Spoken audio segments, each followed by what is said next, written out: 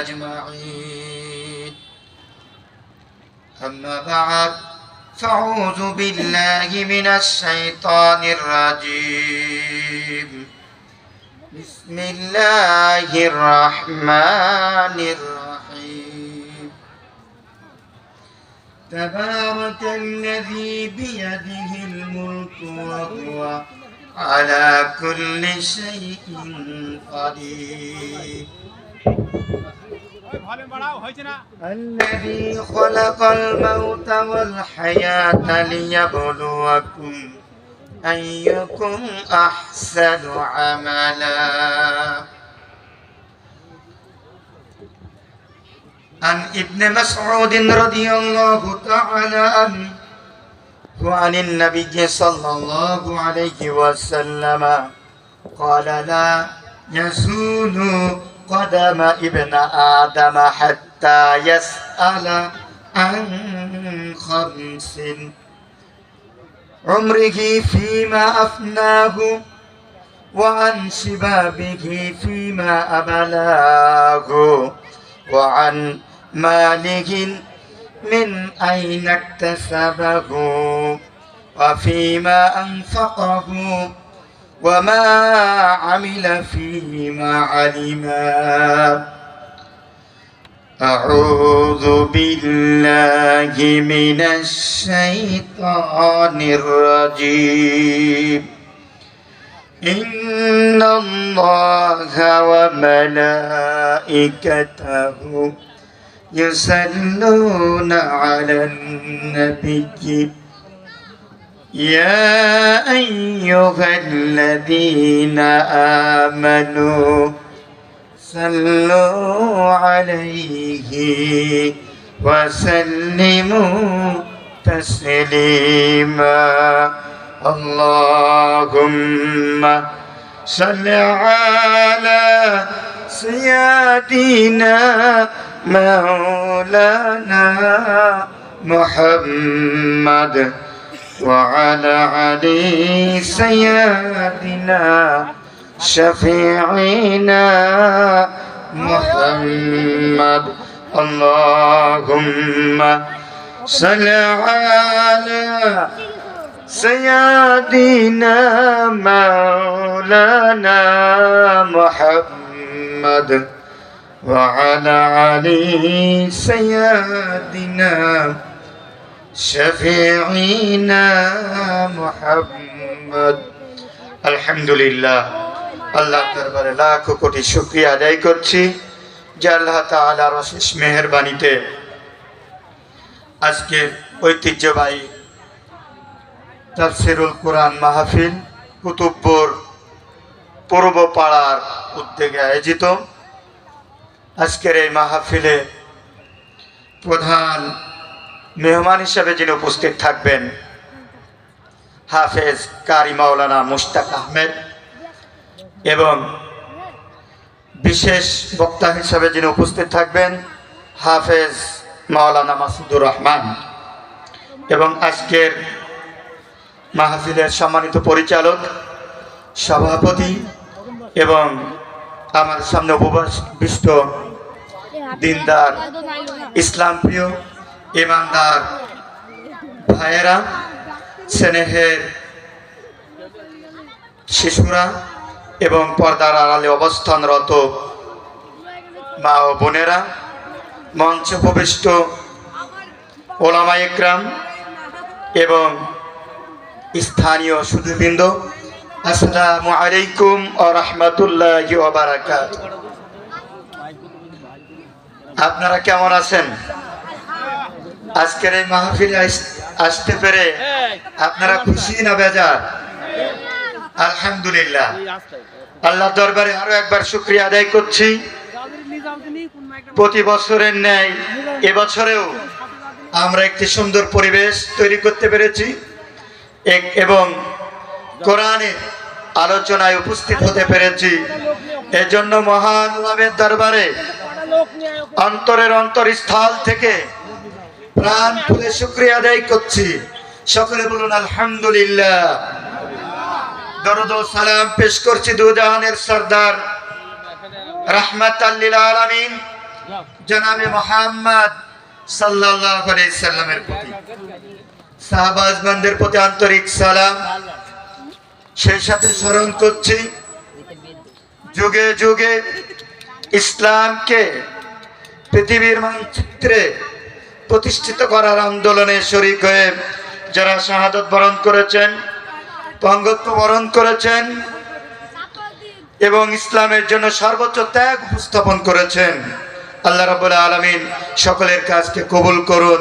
জোরে সরে বলুন আল্লাহুম্মা আমিন। সম্মানিত হাজিরিন, আপনাদের সামনে সামান্য কিছু সময় কোরআনের খেদমতে উপস্থিত হয়েছি। মহাগ্রন্থ আল কোরআনের অন্যতম একটি সূরা, সূরা আল মুলুক থেকে দুইটা আয়াত তেলাওয়াত করেছি। রাসূল আকরাম সাল্লাল্লাহু আলাইহি ওয়াসাল্লামের অসংখ্য হাদিস থেকে একটি হাদিস উপস্থাপন করেছি। হাদিসটি তিরমিজি শরীফের হাদিস। এখান থেকে সংক্ষেপে আলোচনা করব। আলোচনার পূর্বে গ্রামের একজন সন্তান হিসাবে আপনাদের কাছে উদাত্ত আহ্বান জানাচ্ছি, আপনারা মাহফিলকে সৌন্দর্য করার জন্য, আল্লাহকে খুশি করার জন্য বিভিন্ন জায়গায় যারা অবস্থান করছেন, দোকানপাটে, চায়ের দোকানে যারা অবস্থান করছেন, আপনাদেরকে উদাত্ত আহ্বান জানাচ্ছি মাহফিলকে সফল করার জন্য বিভিন্ন জায়গায় বসে না থেকে মাহফিলের প্যান্ডেলের ভিতরে চলে আসুন।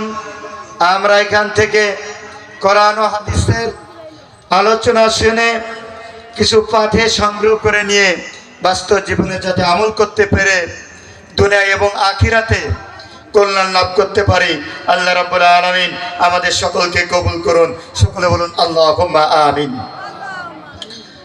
সম্মানিত হাজিরিন, আল্লাহ রাব্বুল আলামিন ঘোষণা করলেন, তাবারাকাল্লাযী বিয়াদিহিল মুলকু ওয়া হুয়া আলা কুল্লি শাইইন কাদির।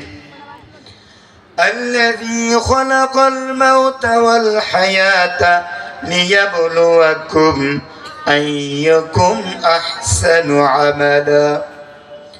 আল্লাহ রাব্বুল আলামিন বলেন, বরকতময় আল্লাহ তিনি, যিনি এই পৃথিবীর এবং পরকালীন জীবনের একমাত্র রাজাধিরাজ, একমাত্র মালিক, একমাত্র প্রভু, রাজত্ব একমাত্র আল্লাহ তাআলার। আর আল্লাহ সুবহানাহু ওয়া তাআলা সর্ববিষয়ে সর্বশক্তিমান। আল্লাহ রাব্বুল আলামিন ঘোষণা করেন, হে পৃথিবীর মানুষ, তোমরা শুনে রাখো, আমি মানুষের জীবন এবং মৃত্যু সৃষ্টি করেছি, আর আমি দেখতে চাই তোমাদের মধ্যে আমলের দিক থেকে সর্বোত্তম কে। সম্মানিত হাজিরিন, বলুন আসমান জমিনের মালিক কে? একমাত্র আল্লাহ তাআলা। আল্লাহ রাব্বুল আলামিন বলছেন, কুলিল্লাহুম্মা মালিকাল মুলক উতিল মুলকা মান তাশা ওয়া তানসিউল মুলকা মিম্মান তাশা ওয়া তুইজ্জু মান তাশা ওয়া তুযিল্লু মান তাশা বিয়াদিকাল খায়র। যে নবী, আপনি বলে দিন, এই রাজত্ব একমাত্র আমার, আমার হাতে। আমি যাই, যাকে ইচ্ছা এই রাজত্ব দান করি এবং যাকে ইচ্ছা আমি বিয়োজিত করি। সুতরাং আল্লাহ রাব্বুল আলামিনই হচ্ছে সর্ববিষয়ে সর্বশক্তিমান। সকল কল্যাণ একমাত্র আল্লাহ রাব্বুল আলামিন বলছেন, বিয়াদিকাল খায়র, আমার হাতে। সুতরাং এই পৃথিবী যদি আল্লাহর হয়ে থাকে, এই পৃথিবীতে আইন চলবে কার? আল্লাহ তাআলা। আমরা শুধুমাত্র আল্লাহ তাআলার একজন গোলাম ছাড়া আর কিছুই নয়। আল্লাহ রাব্বুল আলামিন বলেন, ওয়ামা খলাকতুল ইনসা ইল্লা লিআবুদুন। আল্লাহ রাব্বুল আলামিন বলেন, আমি মানুষ এবং জিনকে সৃষ্টি করেছি শুধুমাত্র আমার গোলামি করার জন্য, আমার দাসত্ব করার জন্য, আমার আনুগত্য করার জন্য। সম্মানিত হাজিরিন, আমরা যারা নিজেদেরকে মুসলিম হিসেবে দাবি করি, আমি প্রশ্ন করতে চাই, ইসলাম শব্দের অর্থ কি? আর মুসলিম বলতে কাদেরকে বোঝায় আমাদেরকে একটু বুঝতে হবে। ইসলাম শব্দের অর্থ হচ্ছে আত্মসমর্পণ করা, আত্মসমর্পণ করা। আর মুসলিম হলো আত্মসমর্পণকারী।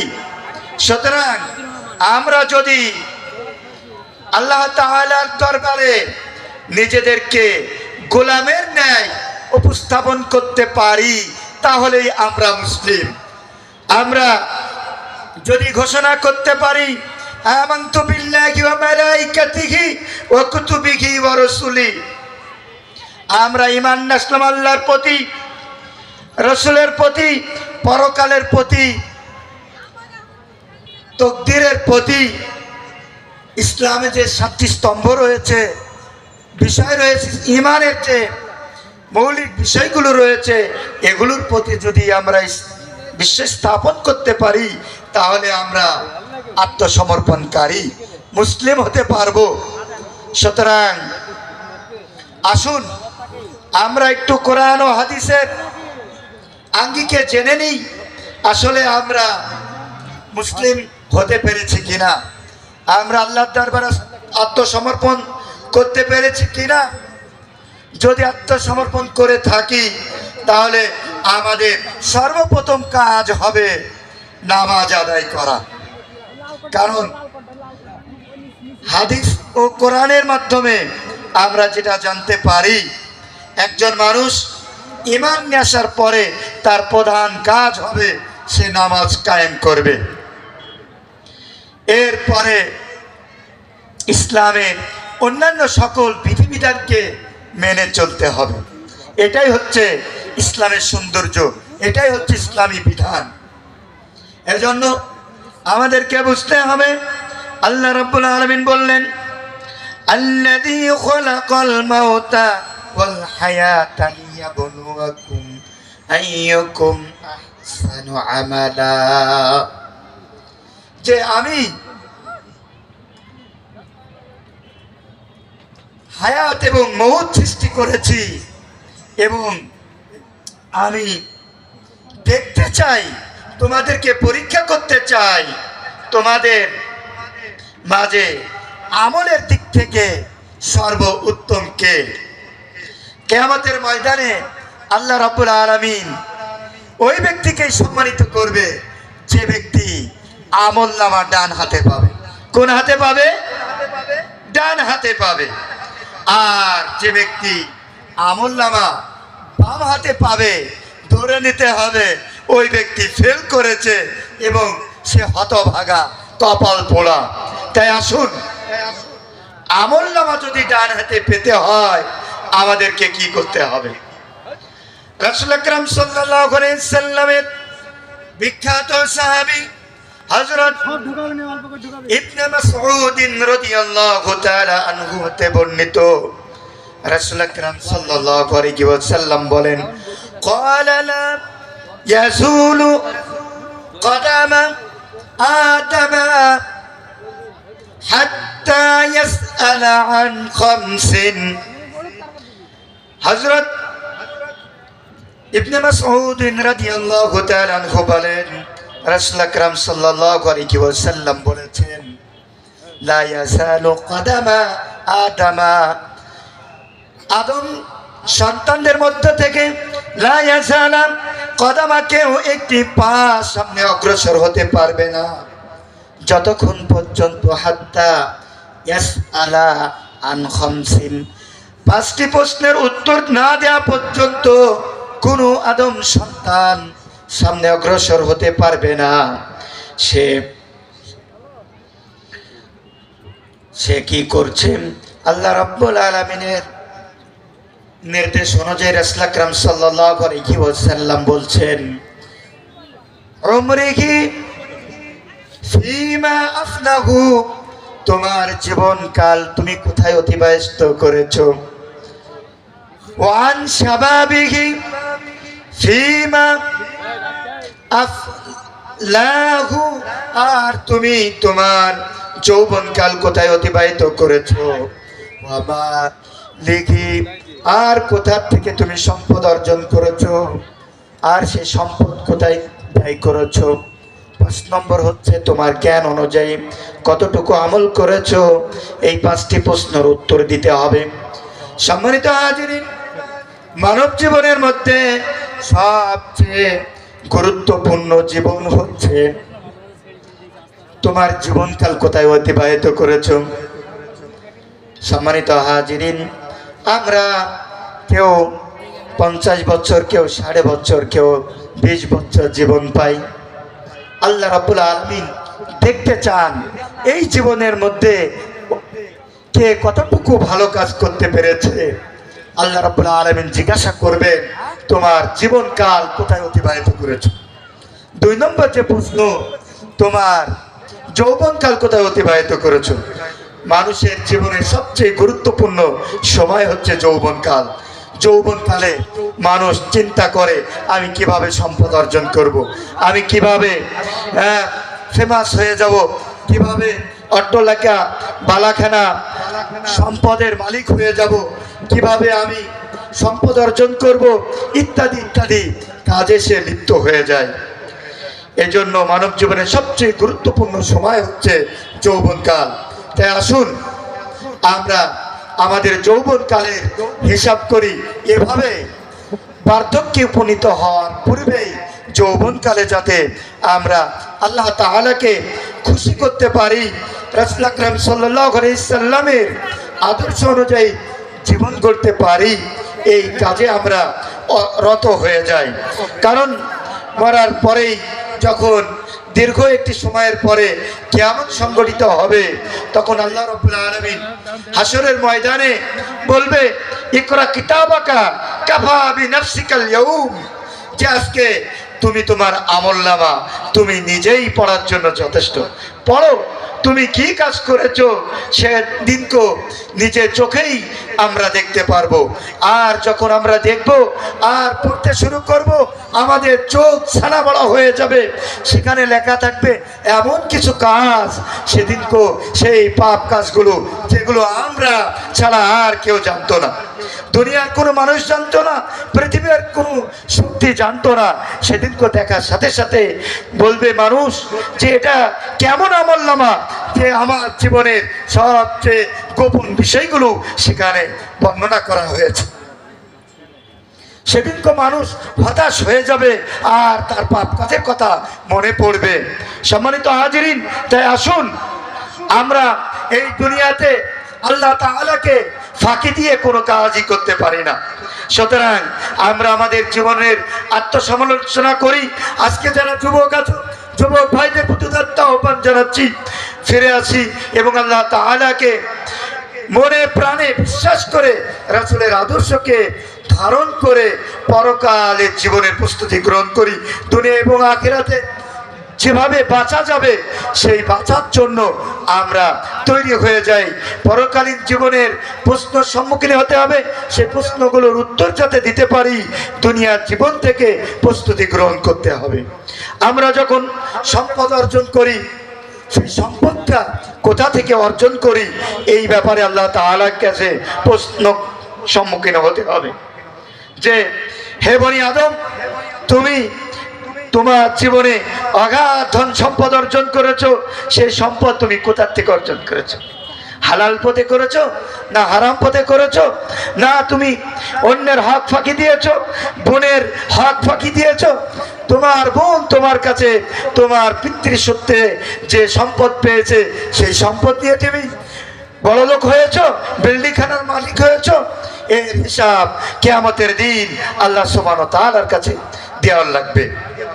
এরপরে আল্লাহ রাব্বুল আলামিন জিজ্ঞাসা করবে, তুমি যে অগাধ ধন সম্পত্তির মালিক হয়েছো, সে সম্পদ অর্জন করেছো, এই সম্পদ কোথায় তুমি ব্যয় করছো?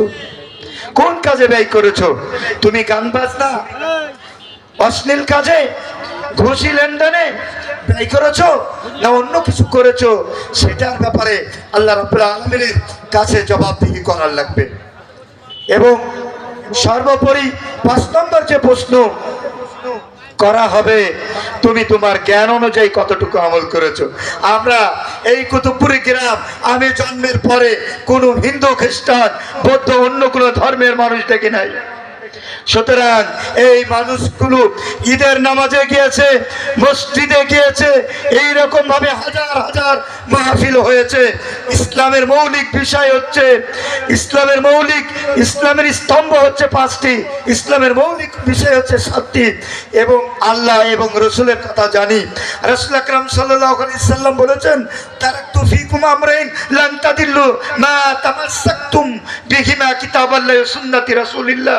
যে হে মানুষ সকল, আমি তোমাদের নিকটে, রাসূল বলছেন, 2টা জিনিস রেখে যাচ্ছি।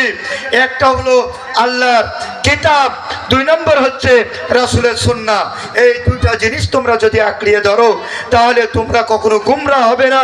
তোমরা দুনিয়াতে শান্তি পাবে, আখিরাতে জান্নাতে যেতে পারবে।